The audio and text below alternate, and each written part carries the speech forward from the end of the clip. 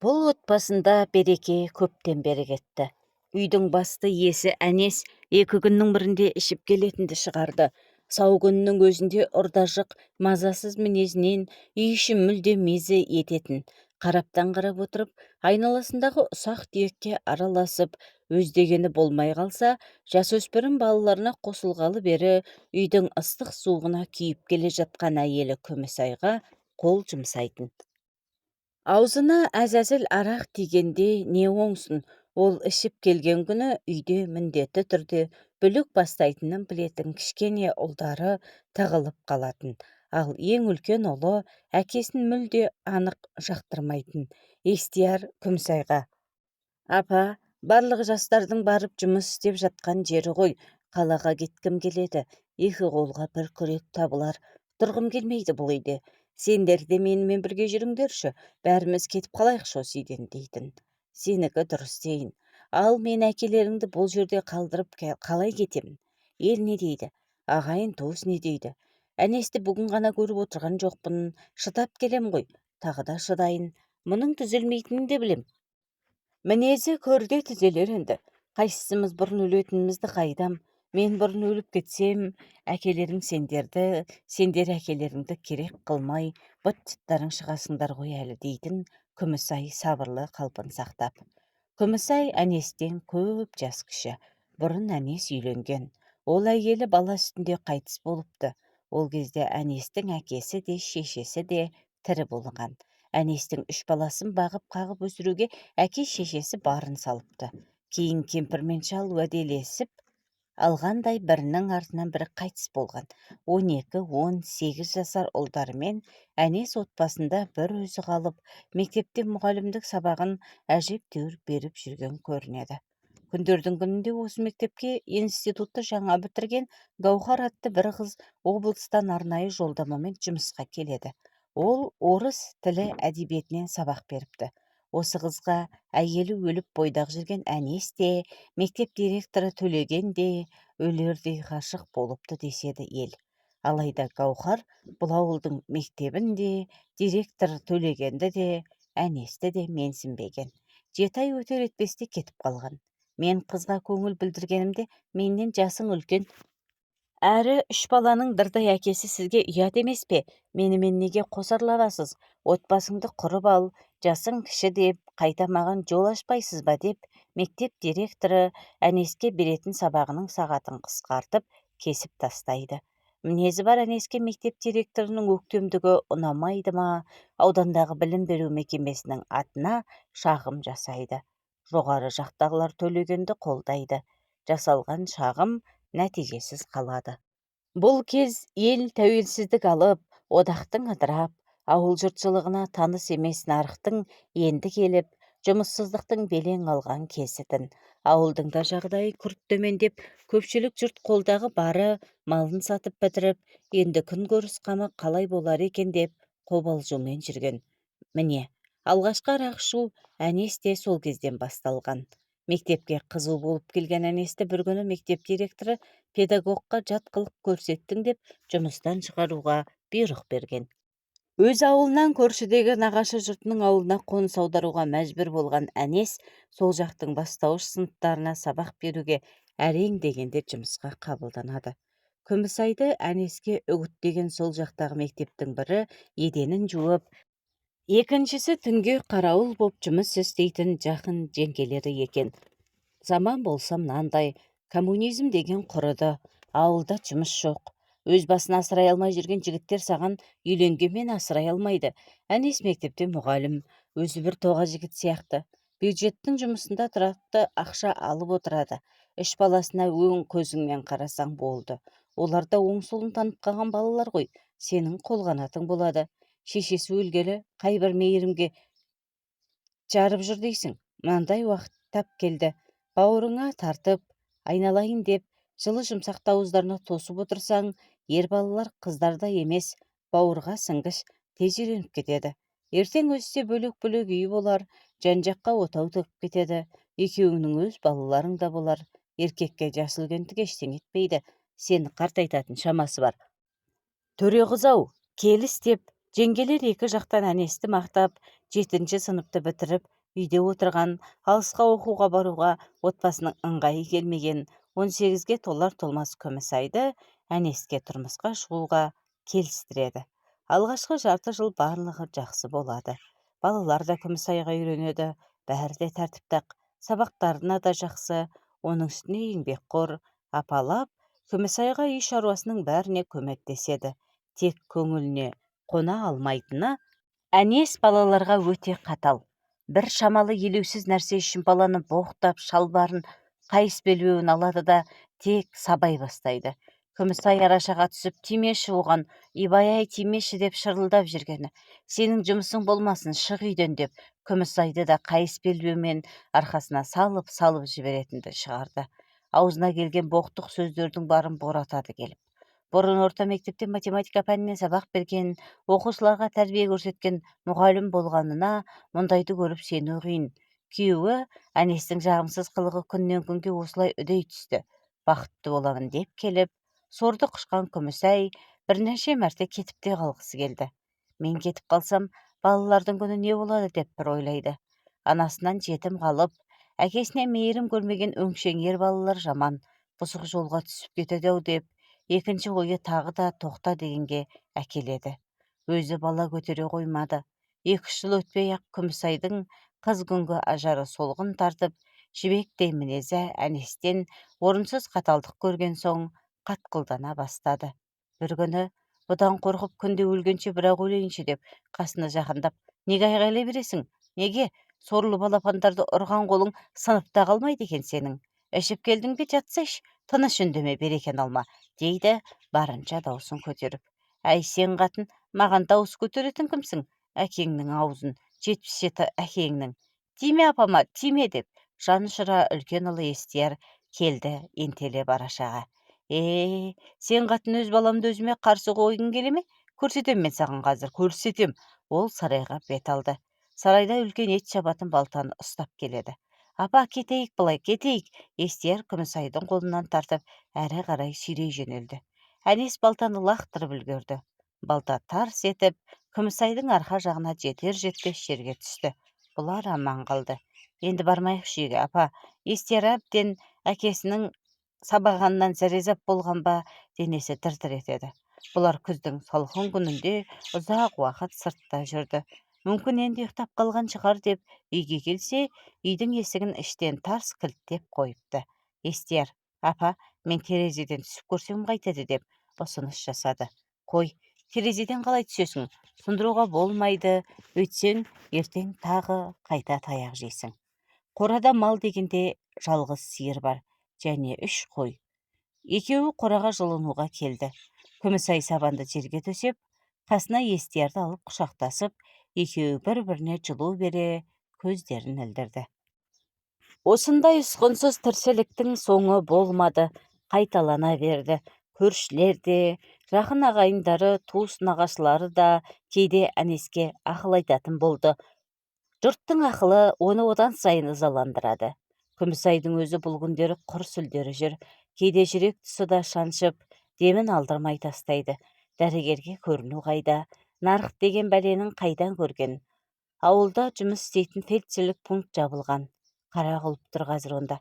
Әнеске жақын нағашылар, басқада қатынасатын жекжат, ағайын туыстар ыдырап, күнкөріс қамымен жан-жаққа көше бастады. Бәрі қарап тұрсаң, өздерімен өздері. Бұрынғыдай біреуден бір тиын қарыз сұрап ала алмайсың. Ол сенің қайтарып беретініңе сенбейді. Сол себепті сылтау айтып, өзімізде де ешнәрсе болмай тұр дейтін болды. Осы ауылдағы бастауыш мектеп те жабылудың алдында. Бюджет тапшылығына байланысты мұғалімдер қысқартылды. Әнес сол қысқартуға бірінші болып ілігіп, мұғалімдіктен босады. Бұл жақсы сылтау болды. Ішкілікке енді бір жола берілді. Қырыну болмағандықтан әнестің сақал мұрты өсіп, нағыз маскүнем кейпін киді. Енді үйдегі әнес пен балаларды қалай аш қалдырмау керек. Бұл міндет Күмісайдың мойнына түсті. Ауылдан 3 шақырым жерде темір жол бекеті, 15-ші разъезд бар. Ол разъезге кейде неге екенін ешкім білмейді, жолаушылар пойызы 1-2 минут аялдайды. Күмісай ауылдың басқа да әйелдерінен көріп үйреніп, Аз уақыт аялдайтын жолаушылар пойызына сиырдың сүтін, ұйытылған қатық, тауығы барлар жұмыртқа, тағы да қолдан пісірілген дәмдерін сататын болды. Үйдегі балаларға талғажау жасауға бұдан түскен табыс бірде жетіп, бірде жетпей қалады. Тағы да 2 қыз, 2 көктем келді. Естияр 10-шы сыныпты бітірді, 17-ге толды. Апа, мен қалаға кетем дедім ғой, енді шын кетем. Орта білім алдым. Әскерге дейін қалада жұмыс істеймін. Вокзалға барып жүк тасысам да бір ретін табамын. Сосын кейін қасыма сізді, Есжан мен Ержанды аламын. Әбден көңілі қалған болар, әкесін сол кезде аузына алған жоқ, деді Естияр аттестат алған күні. Күмісай Естиярды бұл жолы расы керек тоқтатқысы келмеді. Оны да түсінеді. Түсіне отырып, әкесінің қылығына мен сияқты ол да қажыды. Сыртта жүріп өзінше әрекет етсе етсін.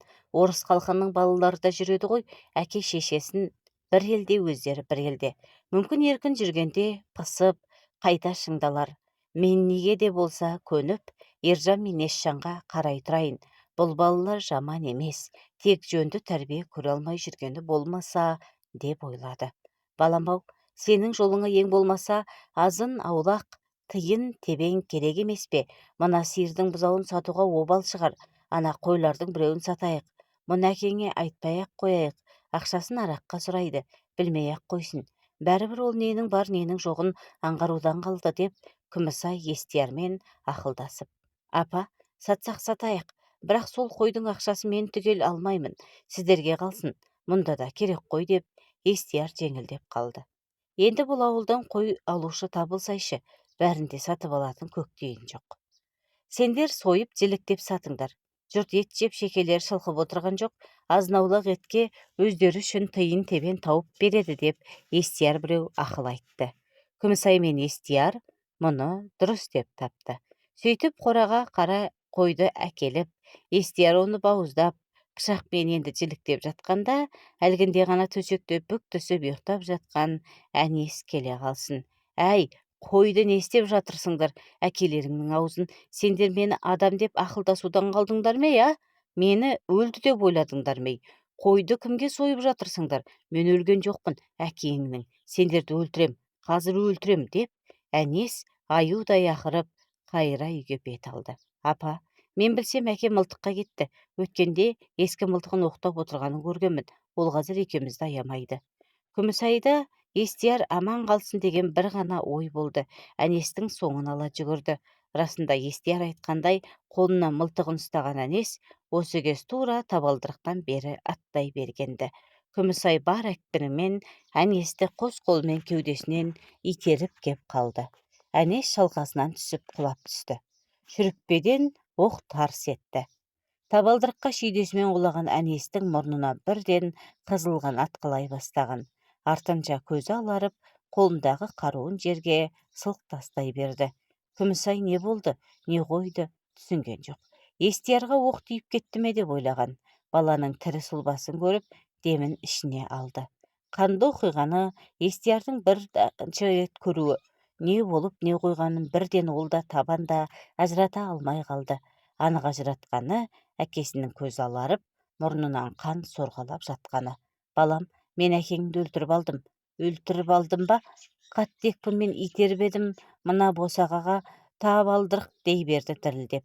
Сөйтті де сұлап жатқан әнестің қасына отыра кетті. Қанша уақыт өтті, белгісіз. Өліктің қасында екеуі де мелшиді. Апа, тұр, тез тұр, апа. Папаны екеулеп қора жаққа барайық. Бұл жерде есік алдында болмайды енді. Үйге де кіргізбейік. Ойласу керек. Тез апа, тұр тез, деп Естияр бір кезде асықтыра бастады. Күмісай Естиярдың айтқанын істей берді.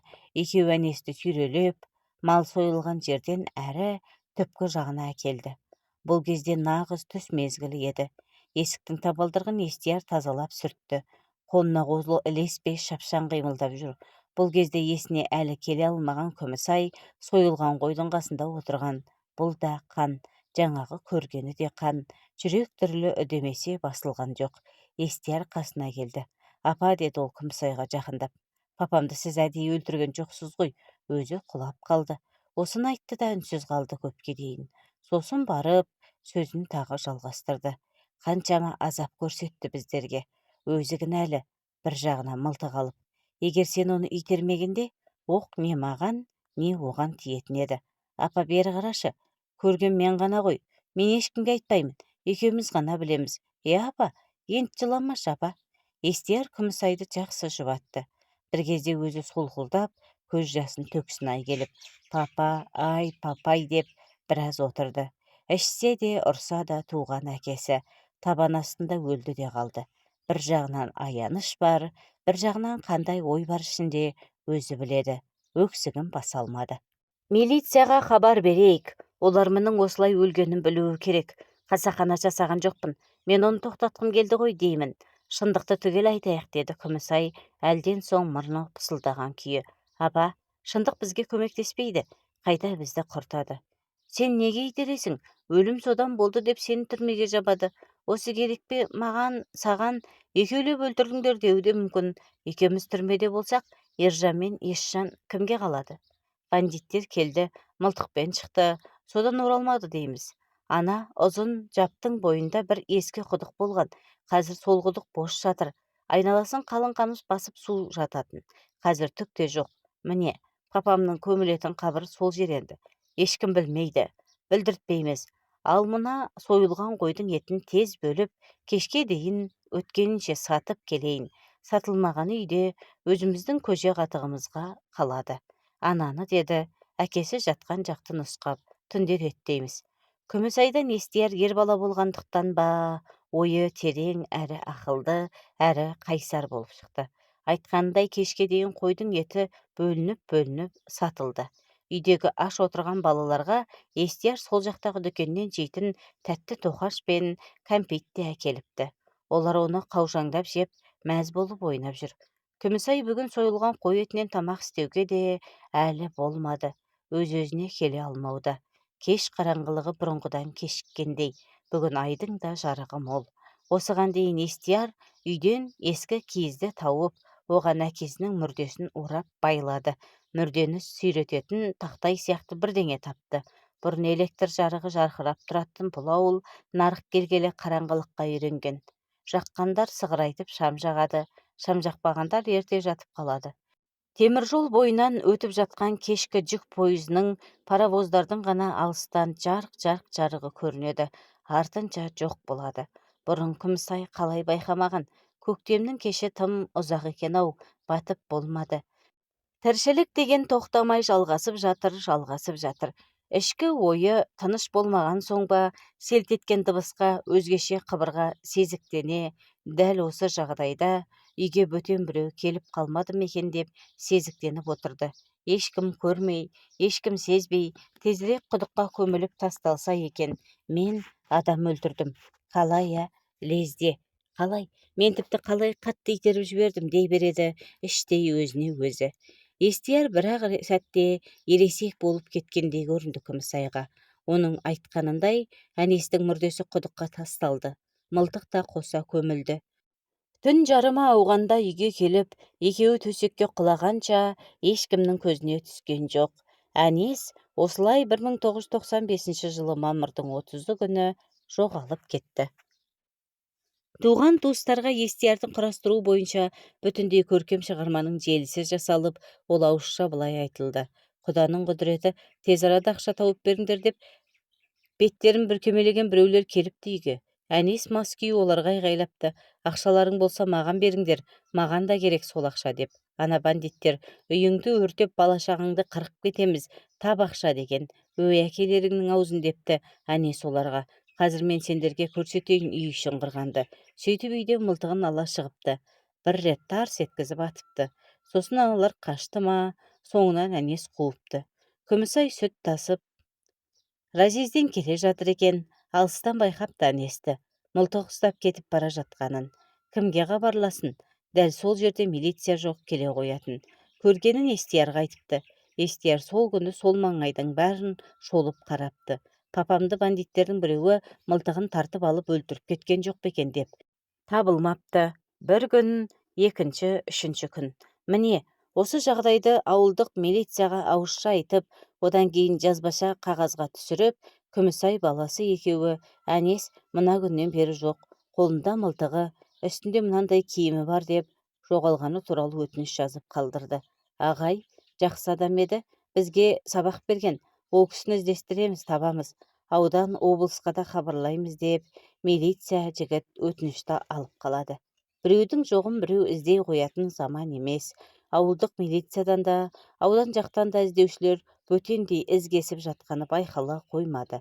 Милицияның талабы бойынша жергілікті газетке, телеарналарға әнестің суретімен шығарып, жоғалғаны туралы хабарландырулар берілді. Ешкім еш жерде көрмепті, табылмады. Бұл оқиға 1 жылдан соң суй бастады. 2-3 жыл өткен соң басқаларға мүлде ұмытылды. Естиярдың тікелей талабымен сол тұрған ауылдан Күмісай қалаға көшті. Алғашқыда пәтер жалдап тұрды бәрі. Күмісай қаланың қара базарында қарапайым саудамен айналысты. Біреуден көтермелеп көкөніс жидек сатып алып, оны екінші жерге бағасын үстемелеп сатып, үстінен азын аулақ көрген тиын тебенмен 2 ұлды қала мектебінде оқытты. Естияр бұл уақытта әскерге барып, бұрынғыдай есейіп, шыңдалып келді. Сырттай заң техникумын бітірді. Нотариат кеңсесінде жұмыс істейтін болды. Есжан мен Ержан да Естиярдың кеңесімен 8-ші сыныпты бітірген соң кәсіптік техникалық училищеде оқылып, техникалық мамандықты алды. Екеуі техникалық жөндеу станциясын ашып, жеке бизнеспен айналысқанына көп уақыт болған жоқ. Әнес жоғалғалы арада 10 жыл өтті. Бір күні Күмісай Қалижан қызын іздеп жүрміз деп, үйге милиция формасын киген бір жігіт келді. Ол бірлестік ауылынан келіп тұрғанын, күні кеше Уәли деген малшы ескі құдықтан бір өлікті тауып алғанын хабарлағанын, енді сол мүрде жоғалды деп жүрген Әнес Оразбаев емес пе екен деген болжамы бар екенін, және істі анықтауға, яғни өлген адамды тануға машинамен қазір бірге жүру керектігін айтты. Бұл хабар Естиярға жетіп, ол да бірге жүрді. Күмісай іштей қуанды. Әнестің жан баласы көрмейтін құдықта жатқаны жанын қинайтын. Себеппен қалайда осы іс ашылып, мейлі мен кінәлі боп түрмеге кетсем де, әйтеуір Әнестің сүйегі жұрт жатқан зиратқа жерленсе, атын айтап, Құдайсын берсем, Құранын оқытсам, мен Алла кешірер деді жолда келе жатып. Айтқанындай осылай болды. Ешкімде бұл оқиғаға Күмісай мен Естиярдың қатысы бар екен-ау деп сезіктенбеді. Ондай сезіктену ойларында болғанда жоқ. Бандиттердің ісі, мылтығын қоса көміпті, қарудан құтылғысы келген ғой, сезіктенер деп. Ой, сол жылы кісі тонаушылар, адам өлтірушілер әр ауылда көп болды ғой. Мал бағып жүрген біздер сонда қатты қорқатынбыз.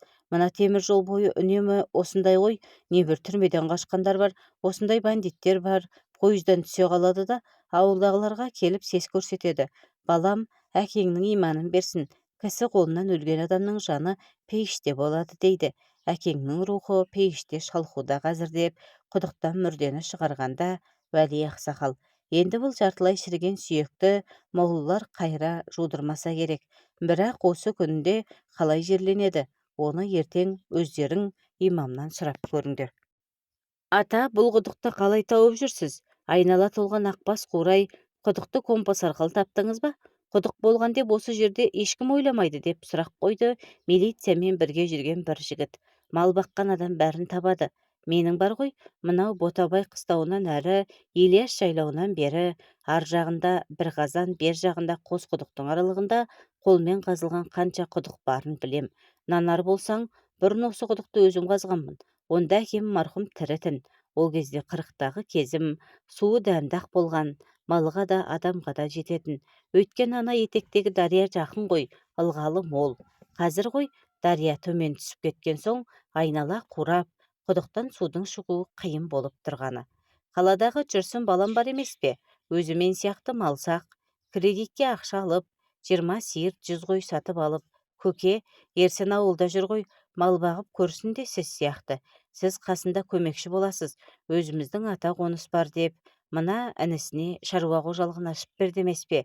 Бұл жердің рас, малға оты қолайлы, бірақ су жағы сәл қиындау, өйткені дария қашықта, қайта анау қырға төмендеп кетеді. Содан құдық қазбақшы болып, 1-2 жерді қаздырып едім, Суы тереңнен шықпады. Қазушылар қиналды. Есіме өзім қазған осы құдық түсті. Іздеуді бастадым ғой сосын. Әй, үлкейгендікті ғой. 2 күнім кетті. Қасыма кенже ұлымды мына ерсіндертіп жүргенмін. Әр жердің ой шұқырын таныстырайын деп. Не керек? 3-ші күнде осы құдығымды таптым. Бұл құдық бар ғой негізі. Біреу әдейі көмгенін байқадым. Мұндай жермен жексен іссіз қалуы тиіс емес. Ескі құдықтардың жайын жақсы білем ғой. Үстіне шөп өсіп кеткен. Байқалмайды мүлде. Мен мына анау дариядан тартылған каналдан тартылған үлкен шаптың жағалау арқылы із салдым ғой. Кетпенді алып, біраз жер тереңдетіп аштық. Бір уақытта мына баламның күрегі сүңгіді де кетті. Құдай-ау десей, құдықтың ернеуі көрінді. Содан жан-жағын кеңейтіп қазып жатқанда күректің ұшы сақ етті. Темір дегеніміз мылтық. Ар жағын енді айтпайын. Осы ғой көріп тұрғандарың. Алғашында ерсін үлбіреп жүн болып кеткен киізді көре салысымен, көке, мынау оралған көмбе болар. Біреулер алтын ба, бағалы заттарын көміп қойған шығар дейді маған. Мен де ентеледім. Қане деп. Сөйтсем, астапыралла, тік күйінде бас жағын жоғары қаратып, көмген адамның денесі ғой. Не ойланатыны бар? Баланы атпен шаптырдым милиция жаққа. Тез көздерімен көрсін келіп, осылай да осылай мүрде жатыр белгісіз біреудің деп. Милиция да келді жарты күн салып. Ата, осылай тұра тұрсын, әзір ашпаңыз. Офиске барып тіркеу журналын қараймыз. Жоғалған адамдардың тізімін көремін деп, милиция қайта кетті. Міне, енді көріп отырсыңдар. Жарықтық-ай, әнес екен. Балаларды оқытқан мұғалім ғой бұл. Марқұмды білем, заман қиын кезде шіңкіреп жүргенін көргенмін. Сосын естігенбіз, жоғалып кетіпті деп. Енді табылып отыр. Ата, осы құдықты қазір қазса су шығады деп ойлайсыз ба деп сұрақ қойды тағы біреуі Уәли ақсақалға. Неге шықпайды? Шығады. Енді бір айналып келсең, осы құдықтың балдай суын таттырам саған. Уәдем уәде. Рахмет сізге. Әкемді тауып бердіңіз. Құдығыңыздың суы мол, әрі дәмді болсын деп сыпайы тіл қатты Естияр.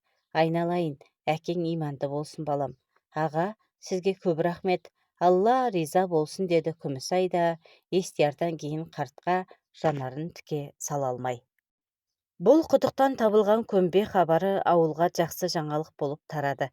Әнесті балалары көрші ауылда баяғы ата-әжесі жатқан зиратқа жерледі. Онсыз да жүрегі сыр беріп жүрген Күмісай құдықтан мүрде алынған күні-ақ жедел жәрдеммен бірден ауруханаға түскен. 10 күннен кейін қайтыс болды. Енді үйленемін деп жүрген Естиярға бұл қаза қабырғасына қатты батты. Бала күннен қабағына қарап, туған анасын жоқтатпаған, өзіне шексіз қамқоршы болған Күмісайдың жылын өткізгенше үйленуді шегерді. Мүмкін кездейсоқтық, мүмкін тағдырдың белгісіз тылсымы. Естияр 3 айға жетпей жол апатынан мерт болды. Әнес жоғалып өзі табылып еді, әйелі мен баласын қосақтап қасына бірдей алды ғой деді зират басында Естиярды жерлеп жатқандар. Барлық оқиға сырын қара жер жұтып қала берді.